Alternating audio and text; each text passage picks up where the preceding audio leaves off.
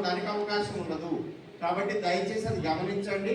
మీరు 1-2 సార్లు కుటుంబ సభ్యులందరూ కలిసి కూర్చొని స్థల నిర్ధారణ చేసుకున్న తర్వాత మాత్రమే నిర్మాణం స్టార్ట్ చేయండి. నిర్మాణం స్టార్ట్ చేయకముందు మీరు ఇబ్బందులు పడకుండా, స్టార్ట్ చేసిన తర్వాత ఇబ్బందులు పడకుండా ముందుగానే స్థల నిర్ధారణ చేసుకోండి. స్థల నిర్ధారణ చేసుకున్న తర్వాత మీ కార్యదర్శి గారికి మీరు వచ్చి కలిస్తే, మీరు ఫోన్ చేసి చెప్పినా కానీ మీ సెక్రటరీ గారు వస్తారు. మీ సెక్రటరీ గారు వచ్చి మిమ్మల్ని ఎవరి పేరు మీద అయితే ఆ ఇల్లు మంజూరు అయిందో వారిని ఆ ప్లేస్లో నిలబెట్టి అక్కడ వారి మొబైల్ ఫోన్లో, కార్యదర్శి గారు వాళ్ళ మొబైల్ ఫోన్లో ఆ ఫోటో క్యాప్చరింగ్ అనేది చేస్తారు. చేసినప్పుడు మీరు ఇల్లు ఎక్కడ కట్టుకుంటారు అనేది ఆ లొకేషన్ స్టేట్కి వెళ్ళిపోతుందండి. State housing commission, housing corporation వారికి వెళ్ళిపోతుంది. అక్కడి నుంచి ఇక స్థల మార్పిడి అనేది జరగదు. ఒక్కసారి మీరు ఫిక్స్ అయిపోతే ఇక జరగదు.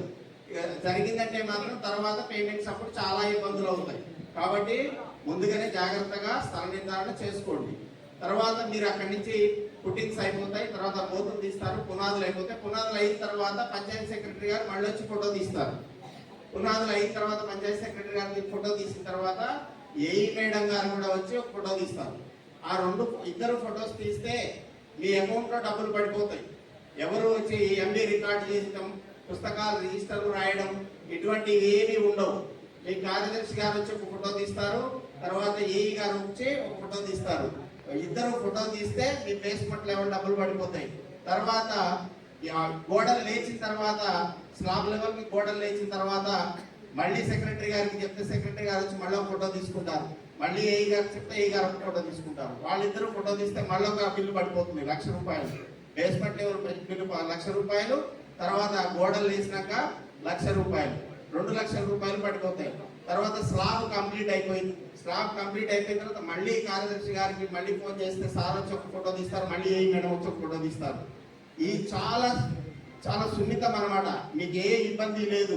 ఎవరి చుట్టూ అధికారుల చుట్టూ తిరగాల్సిన అవసరం లేదు. మీ ఇంటికే అధికారులు వచ్చి మీ యొక్క నిర్మాణ సరళిని చూస్తూ ఎప్పటికప్పుడు ఫోటో క్యాప్చరింగ్ చేస్తూ మీకు పేమెంట్స్ పడే విధంగా ప్రయత్నం చేస్తారు. ఎవరికి డబ్బులు ఇవ్వాల్సిన అవసరం లేదని మరొకసారి చెప్తున్నాం. ఇందులో ఎవరు డబ్బులు తీసుకునే వాళ్ళు ఎవరు లేరు. అధికారులలో ఎవరికి ఇవ్వవలసిన అవసరం 100% లేదండి. దీంట్లో ఎటువంటి అనుమానాలు మరి పుకార్లు ఏవి కూడా నమ్మద్దు. లబ్ధిదారులు ఎవరికి ఎటువంటి డబ్బులు ఇవ్వకండి, మోసపోకండి. ఇది మా యొక్క సూచన. తర్వాత స్లాబ్ లెవెల్ కంప్లీట్ అయిపోయిన తర్వాత ఫోటో తీస్తే మళ్ళీ ₹2,00,000 పడతాయి.